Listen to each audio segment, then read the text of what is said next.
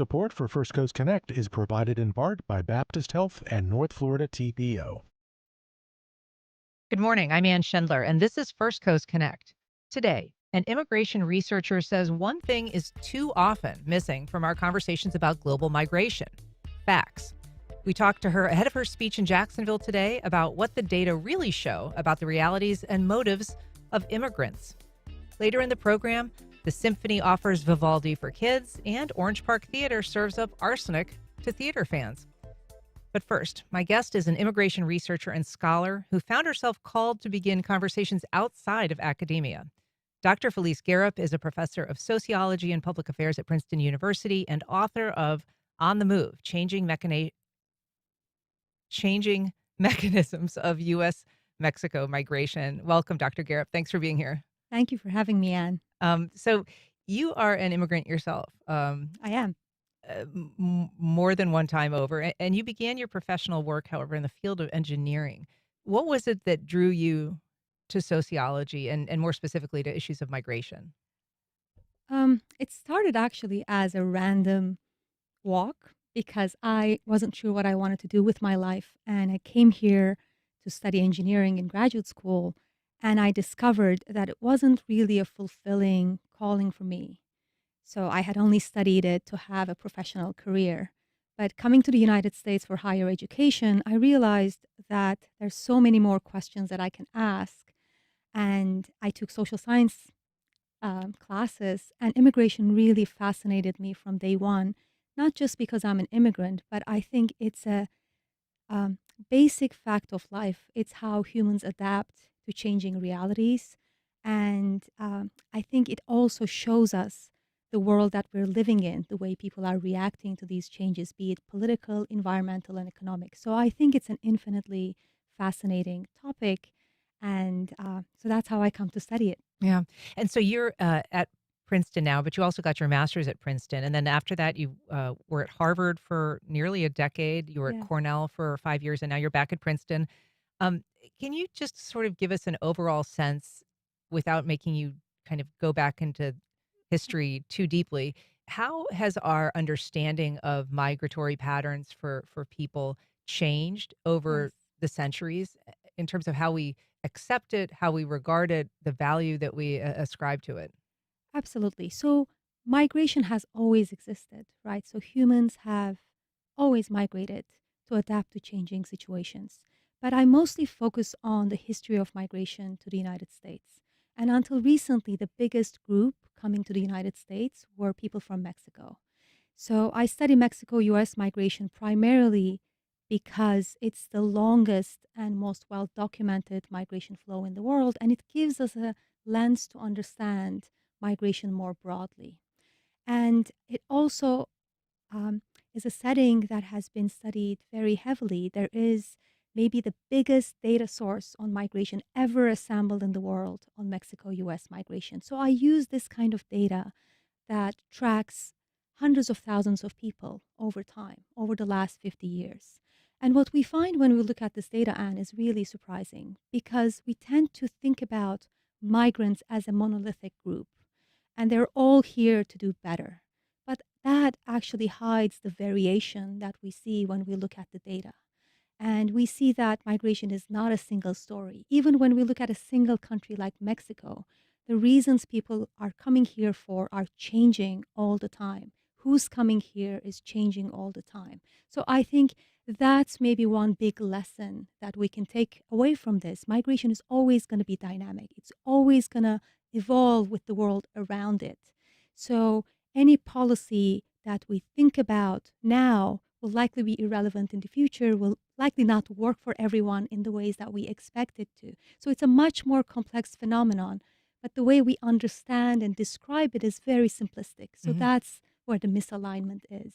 In addition to examining data, you also have done thousands of or hundreds at least interviews with Absolutely. people who've been a part of a migratory pattern. What are some of the stories that we hear or tell ourselves about who migrants are, particularly Mexican migrants?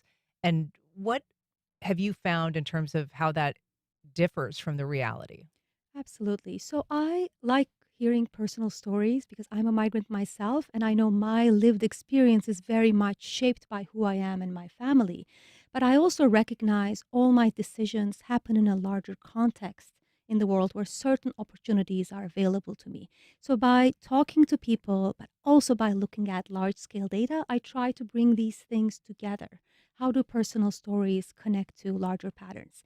So when we combine these things, here's kind of some of the surprising things I found in Mexico. So, and much of our current assumptions about Mexicans are actually rooted in maybe like 40 years ago, what migration looked like 40 years ago. And at that time in the 1970s, most migrants coming from Mexico were men. And they came here for seasonal agricultural labor. Then they went back and worked their own land. And when they were here, they were picking oranges in California. They were harvesting lettuce in Arizona and maybe kind of working the cornfields in the Midwest. But migration at the time acted almost like a commute. They would come here, work for a few months, save money, go back.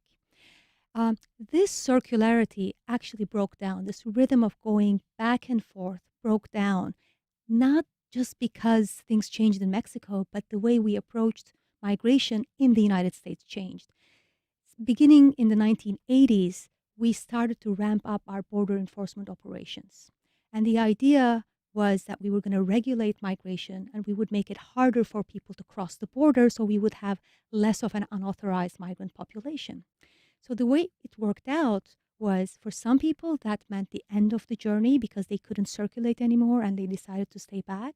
But for many people, it meant a different decision. They would come here and just stay longer because it would be harder to go back and forth. They just made their duration here longer to make it worth their time. So we did two things with this policy.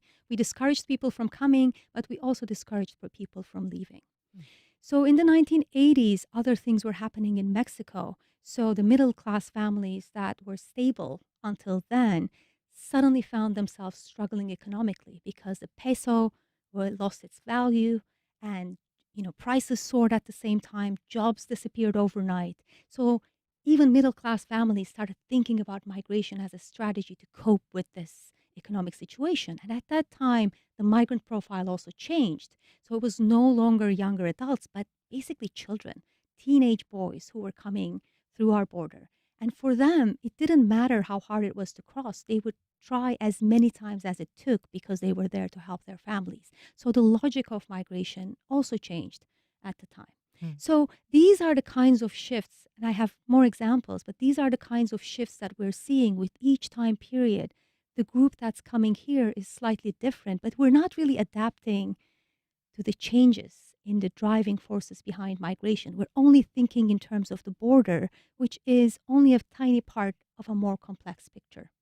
So when you began your research, you were working in and really focused on communicating with other people within the academic world, fellow researchers, your Absolutely. academic peers. And a lot of those conversations that happen in a scholarly environment are of a different kind. They have different goals and they're very insular in some ways. I mean, they're spreading knowledge among that community, but not necessarily communicating the findings to the outside world directly.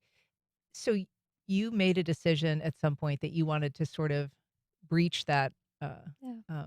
barrier or that, from one world into another and decided that you wanted to enter the world of people who are communicating directly with sort of the general public, whether you're writing op-eds or writing a book. Right.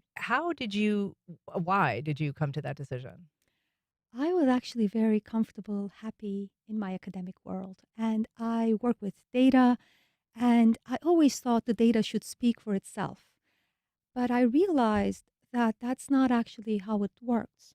And people's understanding of migration is based on, things that are, coming from the past. They're not relevant anymore. And I also noticed this in my own family. So I'm from Turkey originally, and Turkey became um, a migrant receiving country after the Syrian crisis. And right now there's over 5 million migrants in Turkey. So I saw almost this change overnight in how people talked about migration and how much, you know, um, information was based on basically anecdotes or perceptions or people's things that people saw on social media. So I then realized, okay, I can't just stand by while all of this is happening. And as uncomfortable as it feels, especially at first, to become a kind of a more of a public speaker, I thought it was kind of part of the job that if I'm studying this important topic that people are talking about, and actually for a lot of countries, immigration serves multiple purposes, but we're not really having these conversations. So that was a turning point.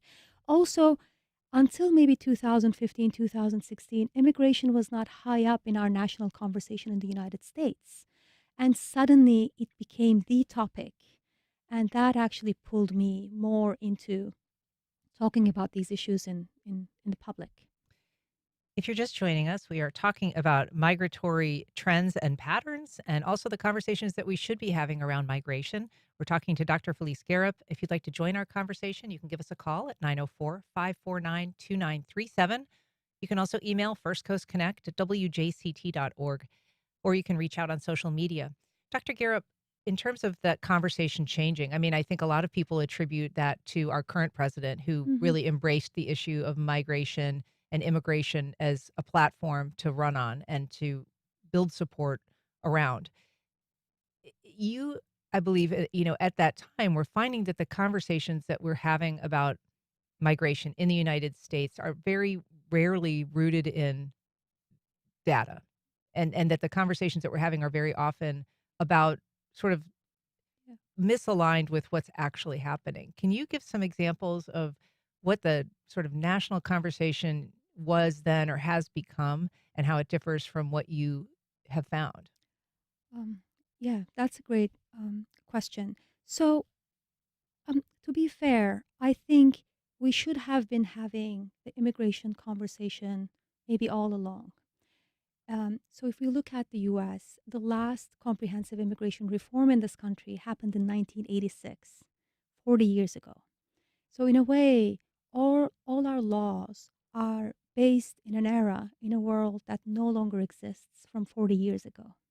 So, all the measures that we had in the 1986 reform came up in a time where migration was very different. It was mostly men coming for seasonal work and mainly from Mexico. So now all of these patterns are very different now. And we have migrants doing all kinds of jobs in the United States, working in construction and healthcare. And these are not seasonal jobs, these are year round jobs. So we need a more stable workforce. And our migrants are not just coming from Mexico, but from Central America and other regions of the world. So I think we needed to adapt anyway. We needed to kind of have this conversation about what our goals are as a country, what are the economic needs, what are the values that we stand by. And that wasn't happening. And I think the Trump administration or running for election, Trump actually saw this opening and you know that gave them an opportunity to frame the conversation in the way that they wanted to have.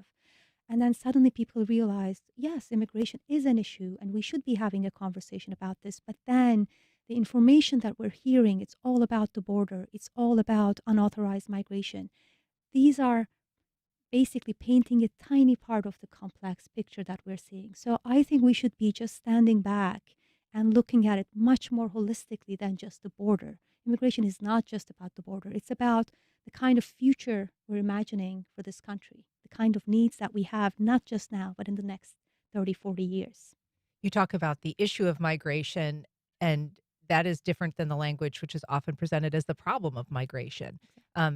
Is migration a problem? When does it become a problem? When does it become something that a nation, whether it's the United States or anywhere else, believes it needs to build policies that are deflective and keep people away? I mean, migration can be seen as a problem. It can also be seen as a solution. It just depends on what our goals are as a country, right? So, one of the things that I keep thinking about is what the demographic future of the world is going to look like in the next 30, 40 years. So, a lot of countries are aging and they're having fewer children. So that means that the working population in many countries is really shrinking. There are not enough people to fill the jobs. So the United States has really not faced this issue until now because we've always welcomed younger workers. But if immigration slows down, that means that that's no longer going to be the case. We're going to face the same issues that countries in countries like Italy, Spain, or Japan are facing. So in some regions of Italy, factories have to cut back production because they don't have enough workers. In Japan, small businesses are struggling, even when demand is strong, because there's simply no one to work. So we've basically avoided this fate. We've remained a dynamic, vibrant economy in part because we've constantly replenished our workforce. So if we don't see this bigger picture, it's easy to look at the numbers now and think about, okay, so many people cross the border without kind of us detecting them. So there's this big unauthorized population, and that's a problem. And I understand where people are coming from when they see that. But we're missing this bigger picture of people come where jobs are. So people are coming because there's labor demand here. And that's how our economy has remained very strong compared to other advanced economies. So I think it, again, depends on what we're focusing on. If we're only focusing on the border and how many people are coming in and we want to reduce these numbers, that's one thing. But we're not really seeing what brings people here. And that's what my work is about. What is it actually that brings people here? Why do people migrate? And it's not, again, one story. So we need to see this full picture to understand how migration works and to manage it better. It's interesting earlier you were talking about, how quote unquote secure border, like a more um, prohibitive border, Yeah. a border wall, changed migration in ways that perhaps were not anticipated in terms of rather than, allowing for a cyclical migration, it actually perhaps brought more permanent migrants into the country and prevented them from leaving in a way, Yeah. reinforcing the quote problem Right. that it was trying to resolve. Exactly. And it comes back to our trying to fit all migrants into one box. So we're not seeing the variation in the reasons that bring people here. And at the time, before our border measures, people's goals from Mexico were not necessarily to settle in the United States. It made more sense for them to earn their money here and spend it back home. The money went a long way if you spent it in Mexico. But then when you kind of make the border more secure, then that changes that calculation, right? Again, it didn't work in the ways that we hoped it would. It also didn't work the same way for different groups of people. For some people, it created the desired effect of pushing them out, but for other people, it created the opposite impetus to stay longer. And for others, it was relevant because they would come no matter what, escaping a crisis situation back home. So I think this is the complexity we need to embrace when we're talking about immigration policy. I mean, I would guess if people are moving and because of a wall, unable to kind of come and go as they previously did, and they're living here on a more permanent basis, that would also create an incentive or an inclination to bring family members along that they're not able to go back and visit, perhaps, wives and Absolutely. children. Absolutely. It changes the entire logic of migration and it also changes migrants' trajectory. So imagine you come here and your goal is to work for a few years, raise enough money, go back, buy land, and then, have your family there. The living standards are going to be much higher than if you bring your entire family here. Now you have to pay for rent, you have to pay for costs of living here, and then the entire logic of migration has really shifted. So this is why we need to understand what's driving people to come to the United States. We're talking to Dr. Filiz Garip about immigration and immigration patterns. We have a question from Ed on Facebook. He says, most people, or a comment, I guess, most people are fine with legal vetted immigrants and immigrants with work visas. It is the illegal undocumented that is the problem. This is not just the way the American people see it, but the rest of the world who also has problems with undocumented immigrants. That's right. This is not undocumented migration is not just an issue in the United States. Most European countries have a certain share of undocumented immigrants, maybe 1 in 10 in Southern Europe, for example. So that's right.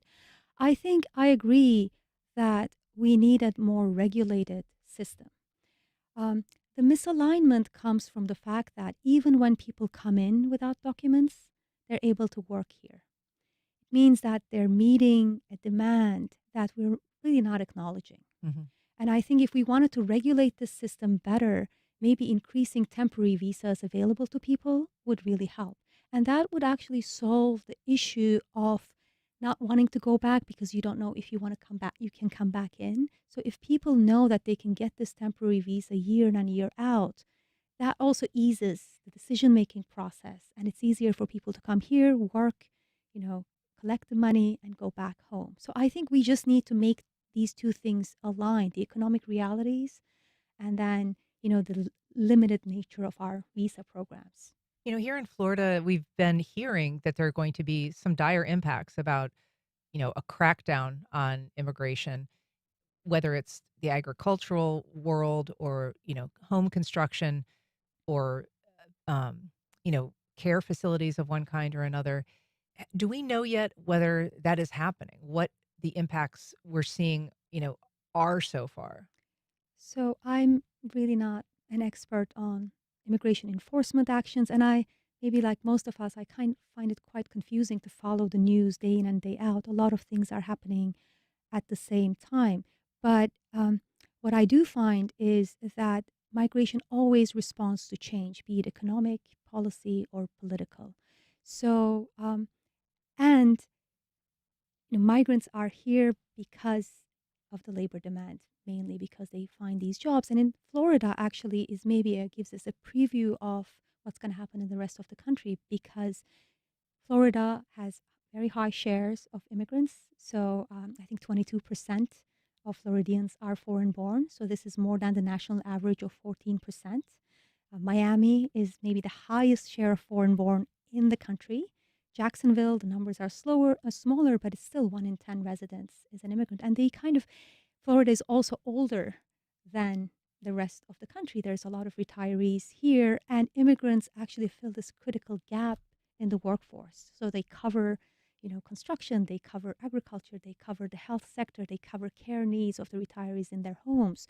So if immigration is restricted, and it has also low unemployment rate, it means that there's not enough native workers to cover these jobs. So basically, Florida is going to feel the pinch of this more than other places. But I think if we continue in this kind of more restrictive path, it's going to be a preview of what's going to happen in the rest of the country because we're so dependent on immigrant labor in many sectors, and there simply aren't enough native born workers to work in the specific jobs in which we have a need. We talked about writing for academia versus, writing for the general public. Can you explain though how the conversation that's happening, sort of in the general news media or the general um, world of policy can impact how academics are doing their research in terms of what the priorities are, what kind of funding mechanisms there are for certain kinds of research? I mean, what is the dynamic as it plays back into the world of research? I think ideally there should be a very fruitful relationship between the two worlds, right? Because journalists are keeping the pulse of what's happening. Whereas as academics, we're kind of trying to look at the bigger picture, the historical picture, and trying to see this moment in terms of like that wider perspective. But I think lately the conversation has been so short term and so razor focused on just the border. But migration is not just about the border. Our enforcement actions do certain things, but they do not remove the underlying causes of migration. So I think I would just like to open up this conversation and help us see where we are from this bigger historical perspective and just help us see that the conversations we're having is actually really a tiny portion of the picture. So our world, I mean, academia is also impacted by what's happening. So I mentioned that one of the things I try to do is focus on the facts, right? Focus on the evidence, not make assumptions, and and for that I need data. And the data set that I'm using, for example, is maybe the largest migration data ever assembled in the world by Mexican Migration Project. So this project has followed thousands, hundreds of thousands of people over the last 50 years. And the data has been supported mostly by public funding from National Science Foundation, National Institutes of Health. And the group had just received another 5 years of funding to continue the research and extend the research to Central American countries, which are the main senders of migrants to the United States today. But those efforts are now being threatened by funding cuts And I do worry about our ability to assess the situation if we don't have these data sources going forward. In terms of, speaking as a scholar, very often people in that world are somewhat reluctant to engage on, in these kind of more political arenas, in part because the complexity of these issues is perhaps greater than, a lot of mediums allow for in Yeah. terms of, the conversation that should be happening, the layers and the complexity. How do you communicate with the general public differently than perhaps you communicate in the world of academia? I actually find that exercise really helpful for myself because sometimes in academia, we also get blindsided or we also get too focused on the details and we miss the bigger picture. I think it's a very healthy exercise to pull out from your world and try to see what's relevant for people to know. Maybe they shouldn't know everything about my research, but one thing that I find is important to say is that there's so much variation in migration that we're not acknowledging. Different people are coming for different reasons, and these groups are changing all the time. So migration is really dynamic. So whatever we think today will not be relevant in the future, and we need a system to do that. So I think I try to find these messages that are grounded in data. And all of this is not my opinion, it's based on the data. It's based on what the data tell us. And when my principle is that my task is to bring data to these conversations, I think it's an easier transition for me because I don't think in partisan ways. I don't think about ideology. As a scientist, as a person, that might be a different thing. But as a scientist, my goal is to basically tell everyone what we know from data. And I think that makes it easier for me, maybe not to be pulled into the complexity of the issues or how people might feel about them. I've got some comments that I'd like to get to. Linnell on Facebook saying we end up with a system where people with money get access and get visas, and those fleeing cartels, climate collapse, and other issues are shut out. We certainly should touch on the issue of climate as it pertains to migration, because that is obviously a discussion that has been ongoing, but is really only getting more impacted, I guess. Absolutely. Um, so that's a great point. I think just as a side comment, we tend to favor high skilled migrants whose access to visas is easier. But like I said, a lot of the jobs in which we need more people are not these high skilled jobs, are not only these high skilled jobs. We also have needs in the low skill sector, which are very hard to fill with, the native born population. So I think that's a great point that our listener made. In terms of climate, I think there are many factors that affect migration, and climate is becoming a big one. In my own research, we've looked at how droughts in the past have impacted migration out of Mexico.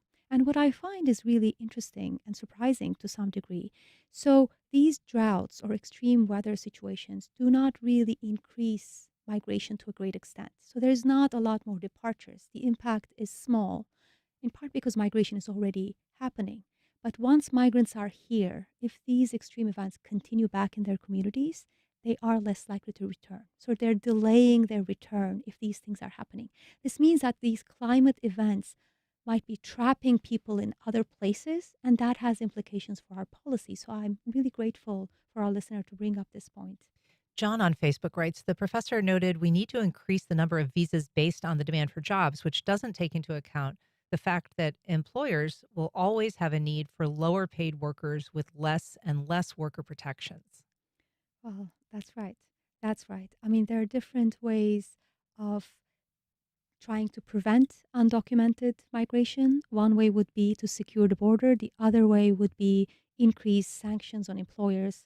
And we have a system called E-Verify that requires employers to verify the status of their workers, but um, this system does not work in a flawless way. So I think we need to find ways of squaring these two things, maybe kind of increasing visas, but also encouraging employers to use the regular paths, not the irregular ones. And then just briefly, I do want to get to one more comment because we're going to have to wrap. But Ricardo said, um, he said, commenting on what Ed said, he said, people are okay with legal immigration, but not illegal. Ricardo says, the fact is, if they're getting hired and working, it means people who employ them are okay with the status quo. The rhetoric is different than the reality. Um, I think that's right. The economic realities do not always align with the way we talk about. And then I think when we talk about undocumented immigrants, we make it about them. We make it about the fact that these people cross the border illegally. They're here because, they have opportunities here and all that. But it's also we're not thinking about us and how our needs are driving the people here. So I think we need to bring these two things together more. Well, it is a fascinating topic. Dr. Garip will be speaking today at the River Club at noon. It is the Global Business Luncheon. It is brought by the World Affairs Council. Dr. Filiz Garip, thank you so much for coming on today. It was a pleasure meeting you. Thank you for having me. I loved having this conversation. All right. Up next, boosting the brain power of kids with classical music.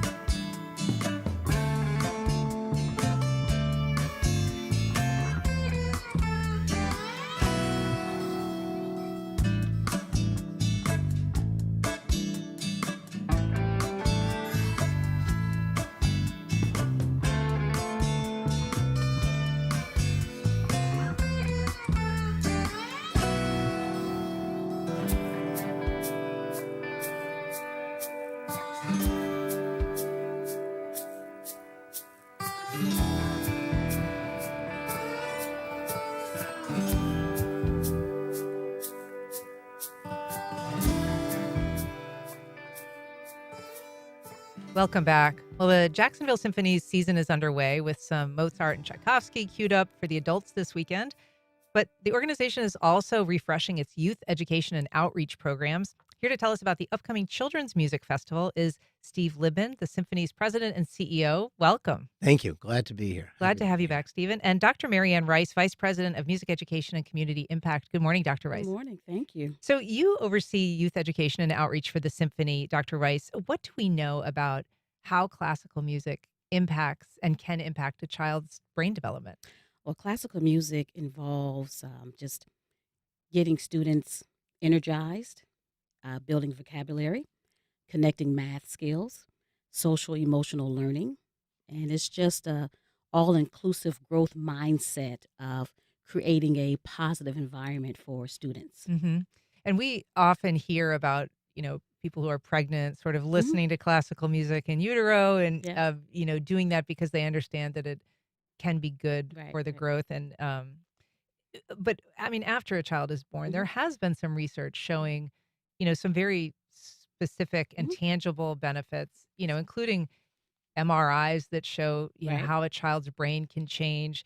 But also, helping kids take tests better, focus on homework, Mhm. become less emotionally, you know, volatile, Mhm. perhaps. So, do you, in your programming and in your outreach, do you kind of communicate that with the adults in the room about ways that it can actually have a good impact on their kids?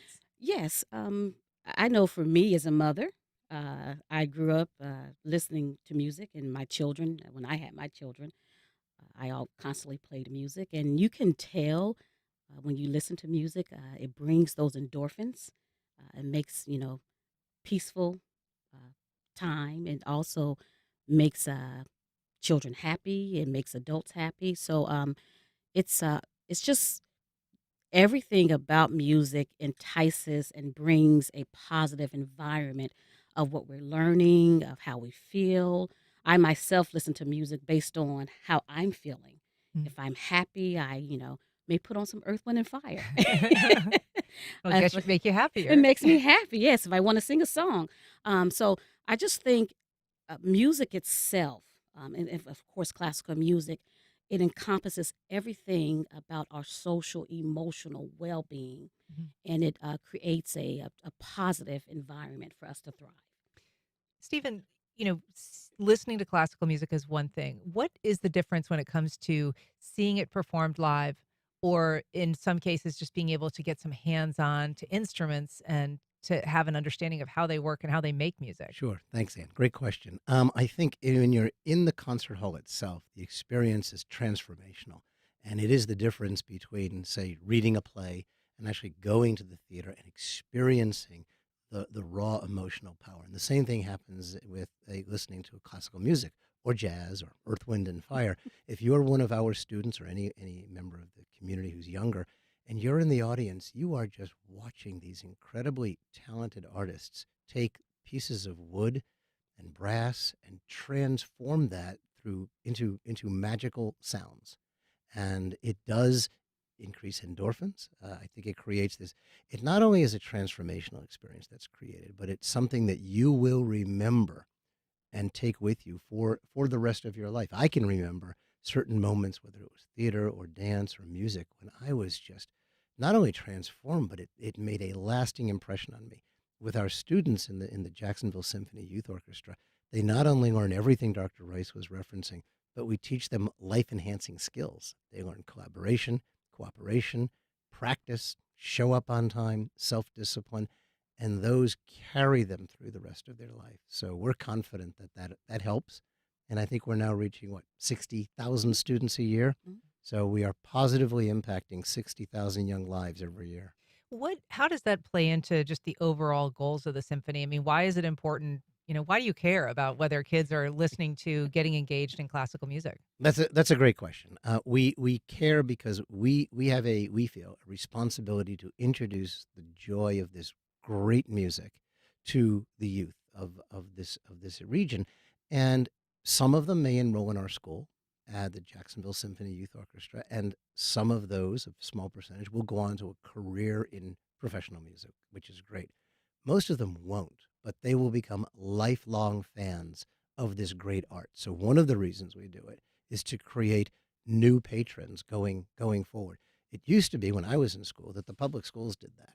When I was in school, a little older, every classroom had a piano. That's not the case now. So we, the Jacksonville Symphony, sort of have taken over that responsibility. And by introducing the joy of classical music and all music to students, we create lifelong patrons. And I know that it works. I'm an example of how an education program can create a lifelong enjoyment in the arts. When I was growing up in Rhode Island, a theater company there called the Trinity Repertory Company created a youth education program called Project Discovery. And when I was in ninth grade through 12th grade, we saw every play that this theater company produced. Every single play. We were bussed there to see it. And I can tell you that had a huge, transformational experience for me, because then I then went on to a career in the arts.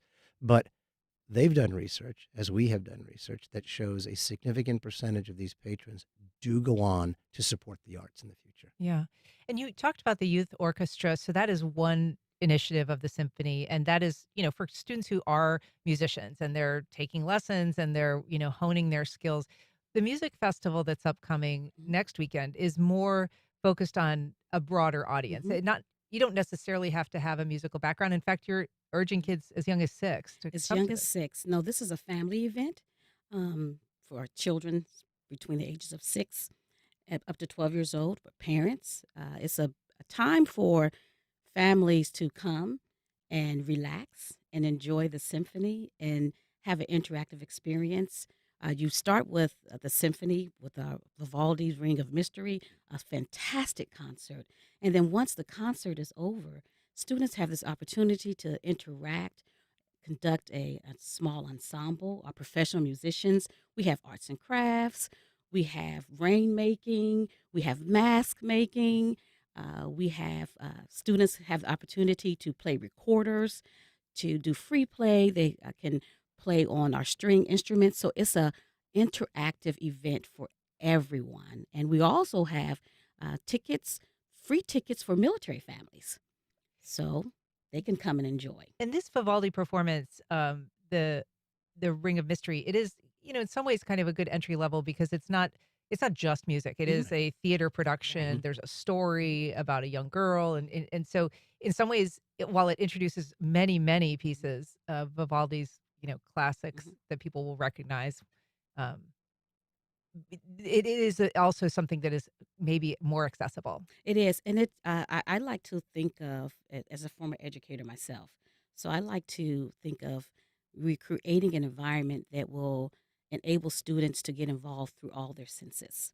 So they get to hear it, they get to see it, they get to interact with the acting, and they get to be a part of it. And then they have those tactile experiences of making the arts and crafts, the tactile experience of picking up a violin and trying to play it, learning the first strings, or then they have the experience of picking up that recorder. What does that sound like? So it's a all inclusive, creating a sensory environment for all students. And I think that's wonderful. Your musicians with the symphony also, especially with the youth orchestra, but they do participate in some of these youth events. They do. What does it bring to them to kind of have that opportunity to teach and interact with young people? I know they tell me it brings them great joy. Last year, when Dr. Rice created this opportunity after the concert for young people to get up and conduct some of our musicians, what a magical experience. I mean, there they were in front of these musicians. And the musicians told me later they absolutely loved that opportunity because they knew that there was that magic moment taking place between this 6-year-old and these musicians. And they were conducting, musicians were playing, and the students came away thinking, wow, look at what I accomplished. But the musicians, they understand how important it is to create this connection with young people. And I really applaud our musicians for deeply understanding it and wanting to participate with Dr. Rice at the big music festival that she created. This was her idea. Oh, was that right? Kind of, sort of. Kind of, sort of. So the music festival is on October 26th at 3 p.m. Yes. And that is the event that is, kind of open to all. The youth orchestra is something that children audition for. And then they have these scheduled performances, including like a holiday concert that they put together. And, they then are visible to the community, certainly to their parents. But how does that impact young audiences? Is that something that they also enjoy seeing, just younger people doing this kind of performance? I think so. I think so as well, yes. They bring their families there. And for the Jacksonville Symphony Youth Orchestra, the audience is primarily their families. But the pride that these family members have for their children on stage and the sense of confidence that these students have, because when they begin their journey, they may not be that confident, but by the time it comes to performance, and we take the performance very, very seriously, they follow the same rules on stage that our musicians follow, and they are disciplined. And just to watch these young students, whether they're 6-year-olds 6 years or old. teenagers, they go through that process, and it's again, their families love it, they cheer them on, and the students love it. This event that's coming up is affordable. It's $10 for adults, And for many people, and $7 for kids. But you also have some, sponsorship and scholarships available for people who might not be able to afford general symphony performances. Right. It's sponsored. Our title sponsor is Mayo, and then we also have additional sponsoring by AT&T, and we are offering 4 free tickets, up to 4 free tickets for military families to attend, as well as free parking for our military families. So this is also a way for us to connect to the greater community. Yeah. Well, it's great work that you guys are doing. Thank you for coming on today to tell Thank us you about so it. much. Stephen Libman, Dr. Marianne Rice. Up next, a Black comedy with just a pinch of cyanide. We preview a local production of the murderous classic, Arsenic and Old Lace.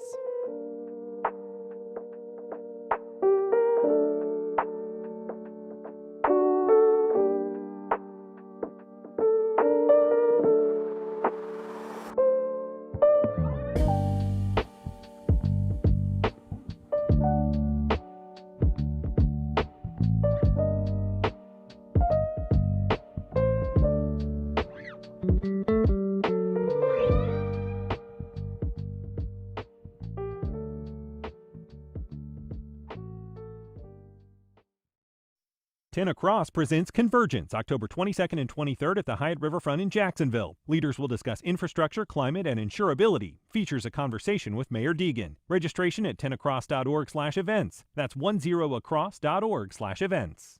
Jacksonville Business Journal's Morning Edition, delivering business news daily straight to the inboxes of the city's decision makers, executives, entrepreneurs, investors, and industry leaders. Information and subscriptions available at bizjournals.com/Jacksonville.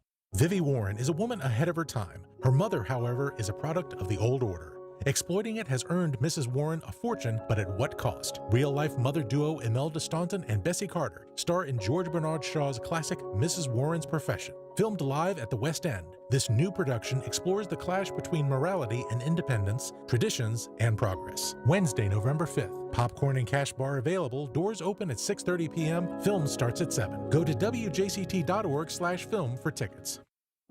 From laptops to learning apps, schools spend billions of dollars each year on education technology. But does it improve student learning? What does the use of these phones look like in classroom? What does wireless technology mean in school contexts? That research was conducted a decade and a half ago, and we are essentially having the exact same conversation. That's on the next On Point. Today at 11 on WJCT News 89.9.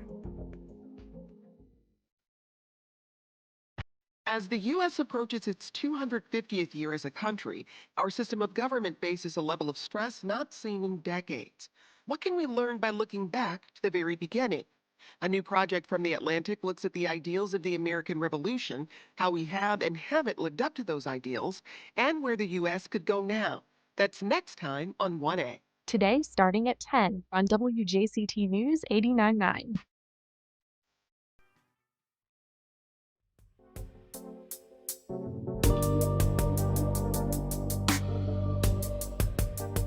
Welcome back. Bodies buried in the basement and aunties dispensing fatal doses of arsenic. Somehow the bleak themes become black comedy in the classic Arsenic and Old Lace. Here to tell us more about the local staging is Sarah Green with Orange Park Community Theater, who also plays one of the murderous aunts. Welcome, Yes. Sarah. Thank you very much. Nice to be here. We're also joined by Cameron Lamoureux, who plays the love interest of the aunt's nephew. Cameron, thanks for being here. Yes, thank you for having me. So, Cameron, we were just talking before we came on the air here. This is your first production with OP is. Community Theater. Yes. But you have a long history in theater. I mean, doing it in school, and then you recently graduated with a degree. So how does it feel to be doing some community theater? Oh my gosh, it's wonderful. I started acting in middle school, fell in love with it, decided to do it in high school. Very small program up at the high school. And then I went to college at FSU to graduate with a degree in acting. And then I came back here and I wanted to get involved with the community. And so my director from high school got the call to direct here at Orange Park Community Theater. And he told me to come out and audition. I was really nervous because I've never done community theater before. And it's so wonderful. It's such a family feeling. Everyone is so kind. Yeah, and this is a crazy production. I mean, it's sort of well-timed to the Halloween season. Very much. And it sounds like, how would you make comedy of this? I mean, we're literally talking about, a pair of elderly aunts killing drifters, burying their bodies in the basement. You've got, kind of these themes of, mental illness and obviously then there's another set of murders that are happening kind of off screen. But it is really more like a kind of a screwball comedy. It is. It's hilarious. It's dark comedy, but it's lighthearted too, and some of the comedy is older because it is an older play, and so some of the lines that I even have, I'm like, what does this mean? Like, but it's wonderful. Yeah, it's definitely a perfect time to do this with Halloween coming around the corner. Sarah, this is a play a lot of people will maybe best remember as a film. It was a Frank Capra movie. It starred Cary Grant. It was, very successful. And what a lot of people don't realize is that the stage show came first back in 1941, and touring, the U.S. tour included Marion Ross from Happy Days and Jean Stapleton from wow. All in the Family. No kidding. So, as the sisters. Okay. So, And yes, you're one of the sisters. I am playing one of the sisters. I am playing technically the elder sister, Abby. And it is just so much fun. And yes, it's dark comedy. It's the comedy where it's a theme where you feel like you shouldn't laugh, but you really need to just let out that guffaw because it is just so situational about everything. And even though it was written so long ago, it's a theme about family and your crazy family members that you really don't want to talk about. You'd rather keep them in the closet. And it makes your family at home seem so much more normal. I mean, you play a serial killer, not to put too fine a point on it, but you are approaching it in your character is as an act of mercy. It is not something that you're doing in a vindictive way. You're actually doing it with your sister because you Of think that course, you're it bringing. isn't mercy, it's a kindness. Yeah, right. And so it is a kind of playing to a different interpretation of what it means to be taking someone's life. But it is, you're mixing this wine with these poisons and then having one of your nephews bury these bodies in the basement. That is correct. Yeah. The character that you play, Cameron, is a little bit more of kind of like the straight man, right? Yes. Because you're not involved in these crimes. And in fact, you're involved with one of their less eccentric nephews, who is funnily, I mean, he's like a drama critic that hates the Yes. theater, but he is also very much in love and concerned about getting married, given what he sees as sort of this strange set of genetic predispositions Right. of his family members. Yes. So you're kind of playing like a character that you're very central, but you're also not part of the slapstick necessarily. Right. No, Elaine, bless her heart, she's so delusional. She just is so in love with Mortimer and just really, really sees the best in Abby and Martha, and she just does not possibly think that they are capable of any harm in this world. So this show has been running now. It's got a few more performances this weekend, so people can go on Friday and through the weekend. But what other shows have you got queued up for people later in the season? So for the rest of our season, we open in February with the beautiful musical called She Loves Me. Lots of music, dancing. It's a romantic comedy. And then we have as our next show Harvey, the Invisible Rabbit. Oh, yeah. And we are ending our season with Young Frankenstein. So we have a lot of classics Runs coming the up gamut for the rest of the year. You can find more information at opct.info. Sarah Green, Cameron Lamoureux, thank you so much for being here. Yes, Thank you so much. All right. And thank you for listening. That's our program. If you have comments or suggestions, you can send either to First Coast Connect at WJCT.org. Join us tomorrow when we talk about the real life hazards of Halloween in our monthly house call with Dr. Joe Servin. I'm Ann Schindler. You've been listening to First Coast Connect on WJCT News 89.9.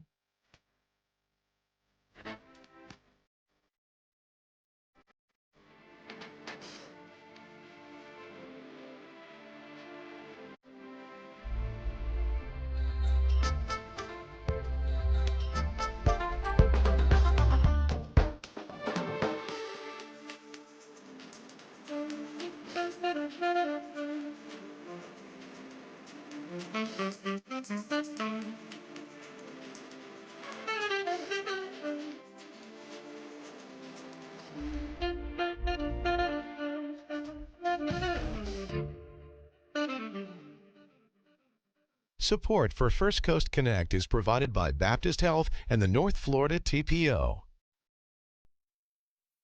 The North Florida TPO is committed to shaping our transportation future. We're focused on planning, funding, clean fuels, and new technologies for a vibrant, connected community. Learn more at northfloridatpo.com. Baptist Health is a proud supporter of First Coast Connect. Baptist Health, committed to building a healthier community for all of us. More info at 202-4YOU or baptistjacks.com. The Jacksonville Symphony presents Bewitched Broadway, October 24th and 25th. Guest artists bring Broadway magic to life with signature hits from Wicked, Phantom of the Opera, Little Shop of Horrors, and more. Tickets at jacksymphony.org. This is WJCT News 89.9 Jacksonville. Up next, national and local news from NPR and the WJCT News team.